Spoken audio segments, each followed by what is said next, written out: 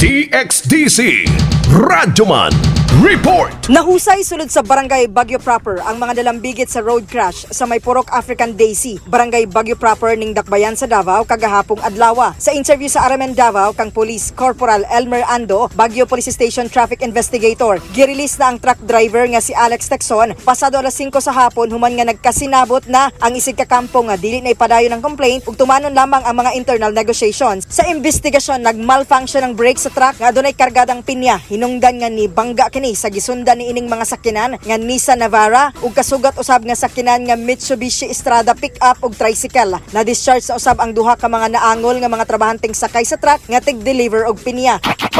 Sa hapon, nag-aabot man sila sa stasyon, ang driver o mga driver o gatong pati itong mga owner sa sakinan. Nag-settle naman sila gahapon sa barangay. Ang truck driver, among gi-procedure gahapon, among gi-kuan sa stasyon. Tapos karon kay nag-aabot naman ang tanan mga kuan involved pati itong mga tagiya. So amo to mamuasang gi-kuan gi-release sa police custody. Hugot nga nagpahimangno ang kapulisan sa mga driver nga magdoble amping sa pagmaneho ug inspeksyonon ang sakinan ug makina. Una pa man mo biyahe aron malikayan ang disgrasya. Kasama mo sa balita ug serbisyo publiko. Radyoman Aimee Genita, Tatak RMN. Tatak RMN.